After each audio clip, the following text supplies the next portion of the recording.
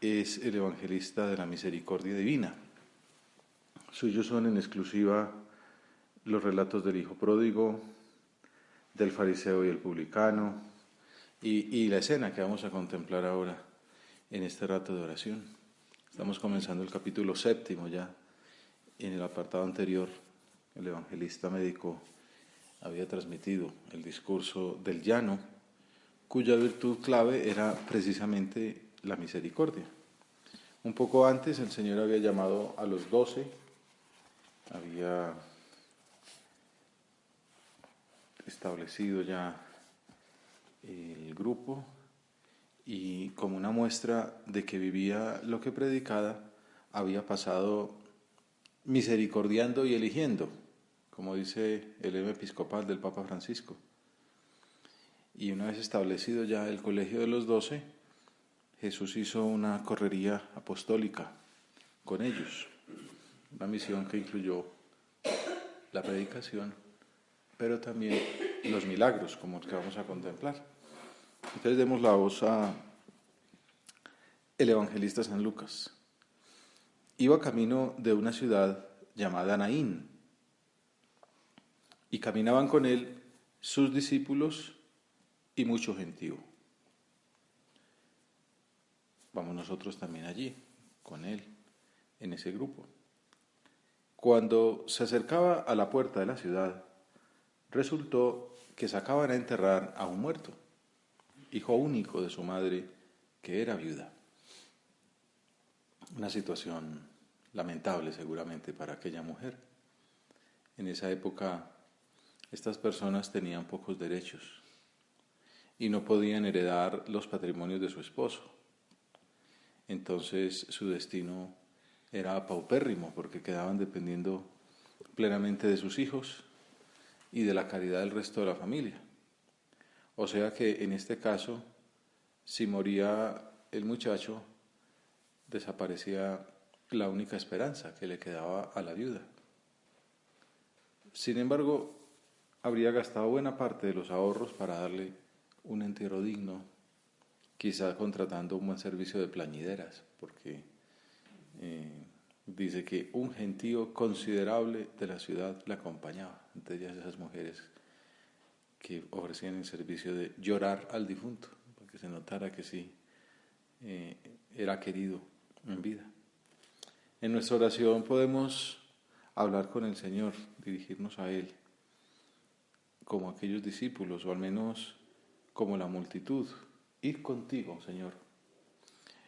Ayúdanos a evitar las distracciones, la dispersión, con los consuelos mundanos que nos apartan de la meta. Queremos serte fieles, adquirir virtudes, luchar para crecer en ese seguimiento cotidiano. Caminaban con Él sus discípulos y mucho gentío. Queremos observar de cerca tu actitud. Cuando de camino para Naín, cerca al monte Tabor, nos encontramos con esa procesión que interrumpe nuestro andar. ¿Cómo reaccionaríamos nosotros? No es fácil responder con tranquilidad ante un cambio imprevisto de planes. Uno iba hacia una ciudad y aparece un entierro que enreda el camino, que puede distraer. A veces nos airamos, nos enojamos porque no nos salen las cosas como quisiéramos.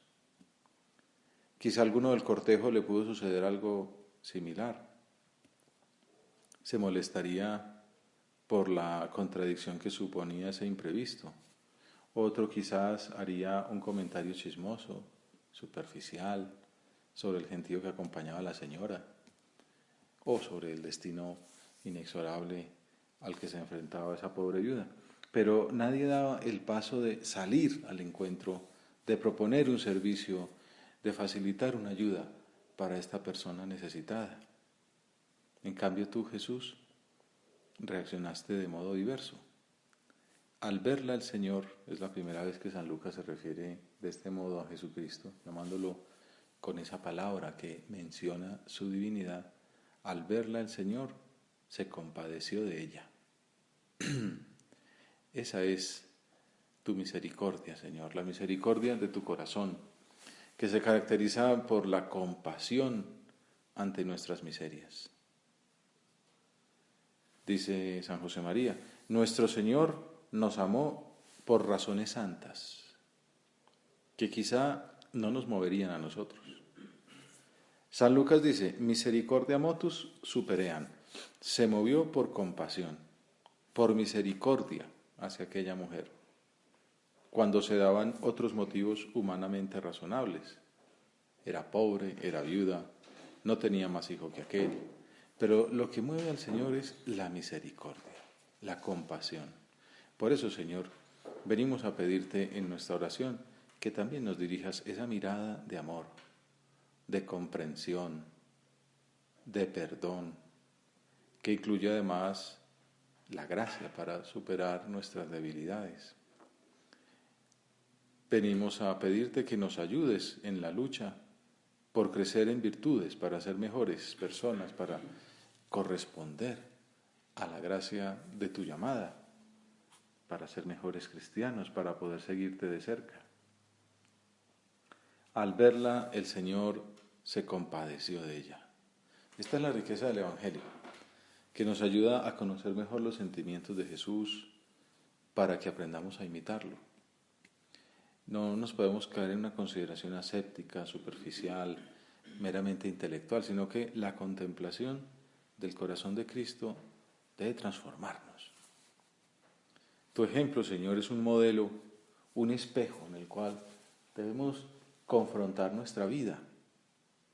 De esa manera la oración, para que sea eficaz, nos comprometerá con el cambio interior para imitarte, para asemejarnos a ti y para recibir esas fuentes inagotables de la gracia, de tu amor, que nos llega a través de los sacramentos. El sacramento de la penitencia, el sacramento de la Eucaristía. Al verla el Señor se compadeció de ella. Tú, Señor, predicas la misericordia porque la has ejercido antes y porque la sigues viviendo. Es Cristo que pasa, en el número 166 y 167, una consideración muy bonita de esta escena, en que nuestro Padre entra muy a fondo. Sé que la había considerado mucho y la utilizaba mucho para su predicación. Jesús ve la congoja de aquellas personas con las que se cruzaba ocasionalmente. Podía haber pasado de largo o esperar una llamada, una petición, pero ni se va ni espera. Toma la iniciativa, movido por la aflicción de una mujer viuda que había perdido lo único que le quedaba, su hijo. Como el buen samaritano, pensaba yo en esa escena del Evangelio que le gustaba tanto al Papa Benedicto XVI y que la ponía como ejemplo de caridad en su primera encíclica, Deus Caritas Est, donde habla de un corazón que ve, que se compadece. Como ese buen samaritano, tú, Señor, tienes los ojos dilatados por el amor para ver el sufrimiento ajeno, para compadecerte, que es padecer con la persona que sufre. El evangelista explica que Jesús se compadeció. Otra vez, Cristo, ¿qué pasa? Quizás se conmovería también exteriormente, como en la muerte de Lázaro. No es Jesucristo insensible ante el padecimiento, que nace del amor, ni se goza en separar a los hijos de los padres. Supera la muerte para dar la vida, para que estén cerca los que se quieren, exigiendo antes y a la vez la preeminencia del amor divino que ha de informar la auténtica existencia cristiana. Por esa razón es que no evitó el cortejo. Antes bien, se dirigió activamente a la viuda, fue directamente donde ella y le dijo, no llores. Cristo conoce que le rodea una multitud, que permanecerá pasmada ante el milagro e irá pregonando el suceso por toda la comarca. Pero el Señor no actúa artificialmente para realizar un gesto. Se siente sencillamente afectado por el sufrimiento de aquella mujer y no puede dejar de consolarla. En efecto, se acercó a ella y le dijo, no llores, que es como darle a entender, no quiero verte en lágrimas, porque yo he venido a traer a la tierra el gozo y la paz. Así te diriges ahora, Señor, a nosotros, ante nuestras angustias, ante nuestras necesidades, ante nuestras inquietudes. Te acercas y nos dices, no llores, yo he venido a traer a la tierra el gozo y la paz. Luego tiene lugar el milagro, manifestación del poder de Cristo Dios, pero antes fue la conmoción de su alma, manifestación evidente de la ternura del corazón de Cristo hombre. También Francisco, el Papa, le gusta mucho hablar de esa ternura, el Papa de la ternura. La ternura que es una manifestación de ese corazón misericordioso de Dios. La liturgia a veces pone en diálogo este milagro con una escena del Antiguo Testamento, en concreto la resurrección del hijo de la viuda de Sarepta, que el profeta Elías consiguió con su oración insistente. Comparándolos, se entiende que Jesús, el verdadero profeta, está anunciando un inminente evento sobrenatural. No se trata de un simple consuelo humano para aquella madre desamparada. Aquellos que le escuchaban tenían en su mente todo el background del Antiguo Testamento y recordarían la oración de Elías y seguramente algunos pensarían, ¿será que este es capaz de conseguir el milagro que consiguió el profeta en el primer libro de los Reyes? En este caso, Jesús no pide fe como en otras ocasiones, en otras escenas del Evangelio, sino que se dirige directamente al féretro, no tiene problemas en incurrir en impureza ritual al tocar un muerto, y acercándose al ataúd lo tocó. Tú, Señor, te involucras en nuestras necesidades, vienes y tocas nuestras muertes. Pongamos en nuestra oración delante del Señor esos miembros inertes de nuestra lucha interior. Pocos versículos atrás había aparecido el hombre de la mano seca, al que el Señor dice, extiende tu mano. Pues miremos delante de Dios cuáles son esas parálisis o esas muertes. El trabajo, el servicio, la caridad, la afectividad, la vida en familia, la pobreza, la obediencia, la piedad, la humildad que tanto cuesta. Esas enfermedades que cada uno conoce y lucha por superar. Ve pensando, Señor, a mí lo que más me cuesta, el miembro más raquítico, es este. Quizá la razón, porque ya con nuestro conocimiento propio, con el evaluador de examen, con la dirección espiritual, hemos ido individuando la causa, ¿no? El problema no es que me duela la cabeza, sino ¿por qué? Si tengo presión alta, si tengo cáncer cerebral, si tengo estrés, bueno, entonces, ¿cuál es la razón de esa manifestación? Entonces, presentámosle al Señor esas manifestaciones, esos síntomas y esas raíces que en el examen vamos conociendo. Mostrémosle al corazón misericordioso de Jesús ese ataúd de nuestras miserias, para que Él venga y las toque.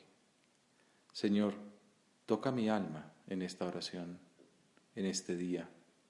Métete en mi existencia y dale fuerza. También leíamos hace poco en la liturgia de los domingos, es el Señor que mete el dedo en la oreja, que toca con su saliva los ojos o la lengua. Ábrete y le da vida a miembros muertos. Señor, danos fuerza, danos vida nueva a estos miembros tullidos de mi vida cristiana. Y acercándose al ataúd lo tocó. Los que lo llevaban se pararon. Una vez más aparecen personajes dóciles que confían en las palabras del Maestro, como los sirvientes de la boda de Caná. A aquellos les dijo, llenen las sidrias. Y esos señores trajeron las ánforas llenas hasta el borde. A este les dice, no les dice nada, se acerca al ataúd, lo toca y ellos se paran. Piensa uno que si estos hombres que portaban el ataúd hubieran seguido derecho, pues no estaríamos considerando ahora el tema de esta meditación. Y dijo, muchacho, a ti te digo, levántate. Las palabras directas, que le vienen a uno a la mente por comparación, las que dirigió a la hija de Jairo cuando yacía en su cama. Talita cumi, niña, a ti te lo digo, levántate, que es el mismo verbo que se usa para la resurrección de Jesús. O a Lázaro, que llevaba ya 4 días de muerto, estaba enterrado. Lázaro, ven afuera, sal de ahí. Palabras que es bueno que sintamos destinadas a nosotros, que podemos estar medio muertos por causa de nuestros pecados, de la comodidad, del egoísmo, de la sensualidad o de la soberbia. Y es que la misericordia del Señor se orientó a aquella mujer, al muchacho resucitado, que es quien recibió directamente la acción salvífica de Cristo, y también a aquellas muchedumbres, a la que lo seguía él, a la que acompañaba el cortejo fúnebre con la viuda y el muchacho muerto, y a esa multitud de personas que acudiríamos a la escena a lo largo de los siglos. ¿Para qué te diriges, Señor, a todas estas gentes? Pues para que supiéramos que también a nosotros se dirigirían estas palabras cuando estuviéramos postrados por nuestras miserias. Muchacho, a ti te lo digo, levántate. Podemos tomar esa frase como el leitmotiv de este día, de esta escena del Evangelio. Jesús que se dirige a cada uno de nosotros. A ti te lo digo, levántate.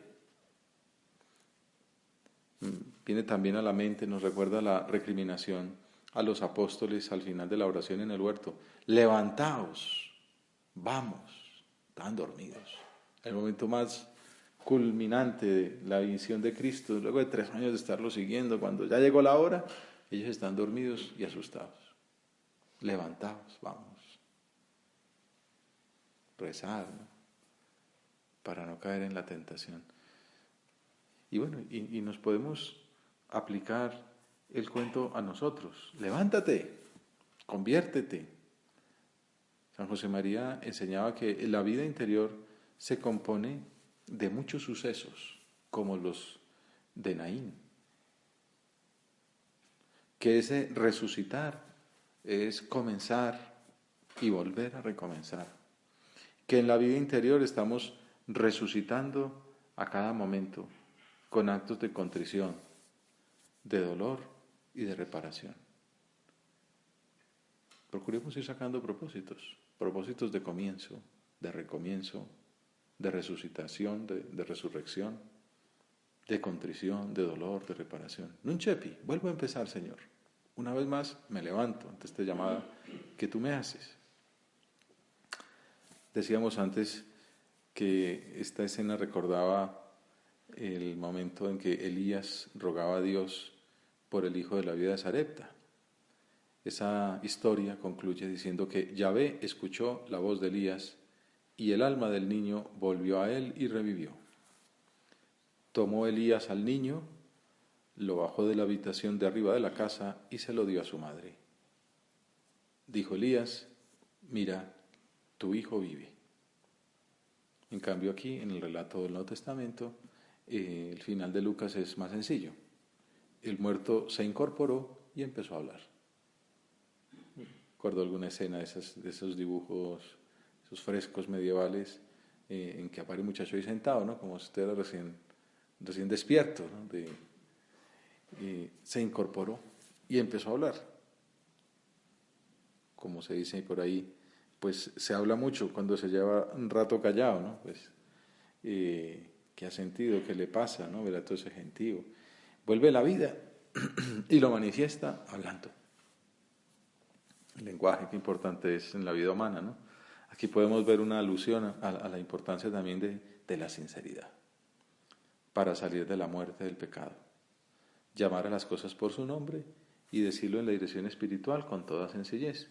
Comenzar y recomenzar, resucitar a cada momento con actos de contrición, de dolor, de reparación, que incluyen es ser sinceros en la dirección espiritual, en el sacramento de la penitencia.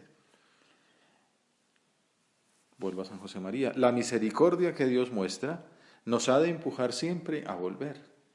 Hijos míos, mejor es no marcharse de su lado, no abandonarle.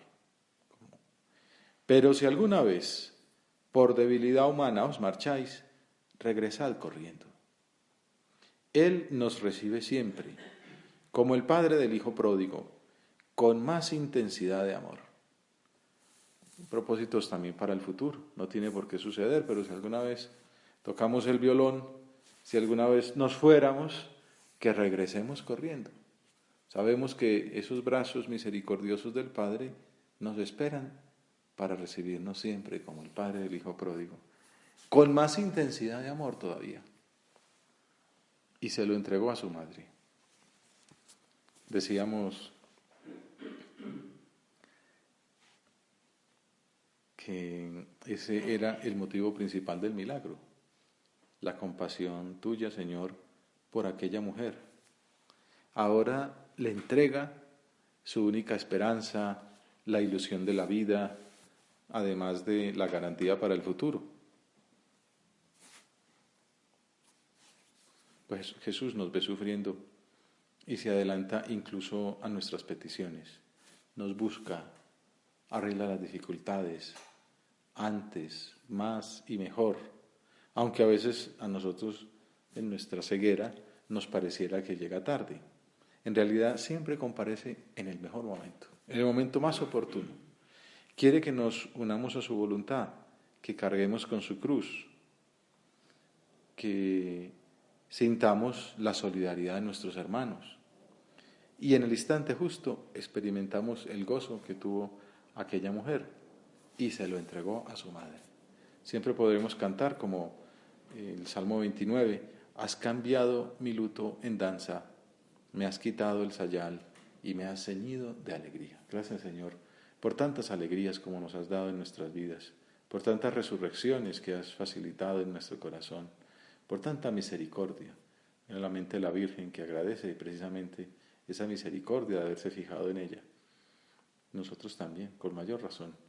Ella era totalmente merecedora, porque el Señor lo había preparado. Nosotros sí que somos indignos.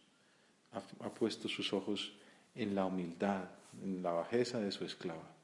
Gracias, Señor, por haber cambiado nuestro luto en danza, por habernos quitado el sayal, por habernos ceñido alegría, por habernos traído a la vida, por habernos dicho tantas veces, muchacho, a ti te lo digo, levántate.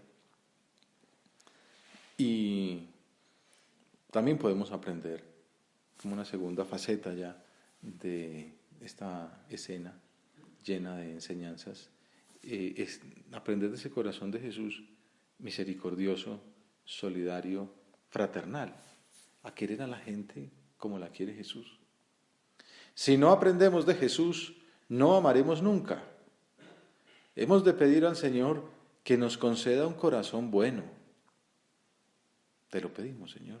Concédenos un corazón bueno, un corazón como el tuyo, a la medida del corazón tuyo, capaz de compadecerse de las penas de las criaturas, capaz de comprender que para remediar los tormentos que acompañan y no pocas veces angustian las almas en este mundo, el verdadero bálsamo es el amor, la caridad. Todos los demás consuelos apenas sirven para distraer un momento y dejar más tarde amargura y desesperación. Si queremos ayudar a los demás, hemos de amarles, insisto, con un amor que sea comprensión y entrega, afecto y voluntaria humildad. Corazón comprensivo, corazón que se compadece, corazón que regala el verdadero bálsamo, que es el amor, la caridad. Aquí entra esa aclaración que en otras ocasiones ponía de aquella persona que decía, aquí me tratan con caridad, pero en mi casa me trataban con cariño. Tenemos que ser como Jesús, tratar con cariño, apersonarnos de las necesidades ajenas, que esa fe se manifieste en obras, como dice el apóstol Santiago. Si queremos ayudar a los demás, hay que amarlos con un amor que sea comprensión. No es solo exigencia, ante todo comprensión, entrega, afecto, sacrificio, humildad voluntaria. Por eso Jesús es el maestro. Jesús no tenía nada que hacer ahí.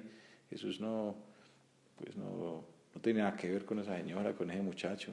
Ni le iba ni le venía, pero es la cultura del encuentro, ese corazón que ve, ese sentirse solidario, ese saber que sí tiene que ver, esa persona necesita ayuda y no importa que se viole el secreto mesiánico, no, lo importante es que hoy, ahora, esta persona está necesitada de mí. No me lo está pidiendo, pero me necesita. Y entonces cambio mis planes y voy allí y no solamente le doy una palmada en el hombro o le digo no llores, sino que le resucito al hijo. Pues nosotros no vamos a resucitar hijos, pero sí llevar ese bálsamo de la caridad, del amor verdadero, preocuparnos de sus necesidades espirituales y materiales, como hizo el Señor, acercarlos a la vida de la gracia, que está en los sacramentos, yendo nosotros por delante. Por eso el Papa Francisco habla tanto de ese protocolo, en la Gaudete et Exsultate, dice que el protocolo de la caridad por el cual seremos juzgados, capítulo 25 de San Mateo, las obras de misericordia, espirituales y corporales, en ella está también el apostolado.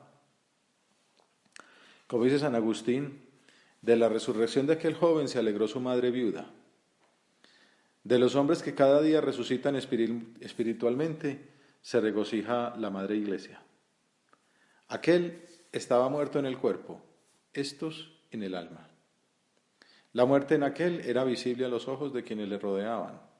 La muerte invisible de estos, en cambio, ni se busca ni se nota. Cristo, que conoce a los muertos, le buscó. Solo Él, que conocía a los muertos, podía restituirlos a la vida, porque si no hubiese venido para resucitar a los muertos, no habría podido decir el apóstol, despierta tú que duermes, álzate de entre los muertos y Cristo te iluminará. Pues nosotros sí que podemos hacer resurrecciones espirituales. ¿Cuántos muertos, cuántos zombies hay por ahí que parecen vivos pero que están muertos? ¿Cómo estaríamos nosotros si el Señor no nos compadeciera y nos perdonara en la reconciliación? Está esperando que vayamos y le digamos, despierta tú que duermes, acércate al sacramento de la misericordia divina. San Lucas concluye el relato diciendo que todos, sobrecogidos de temor, daban gloria a Dios, diciendo, un gran profeta surgió entre nosotros, Dios visitó a su pueblo. Muchedumbre que le acompañaba en su dolor comparte ahora la alegría de la resurrección. La universalidad del mensaje de Jesús es como el último aspecto que podemos considerar ahora que hablamos del apostolado en esta narración del médico evangelista. Este hecho se divulgó por toda Judea y por toda la comarca circundante. Aquellas personas pues salieron obviamente a comentar lo que habían experimentado, se convirtieron en apóstoles de Jesús. Antes hablábamos de muerte, hablábamos de tibieza, hablábamos de miembros paralíticos y terminamos hablando de esperanza, de optimismo, de vida, de resurrección, de alegría. También nosotros debemos contar todas las maravillas que hemos visto realizar a nuestro Señor en favor nuestro y de nuestros conocidos. La Virgen Santísima es nuestra Madre y ella llora la muerte de sus hijos por el pecado. Al mismo tiempo, intercede ante su unigénito para que tanto nosotros como nuestros amigos regresemos siempre a la vida de la gracia y de la comunión con Cristo.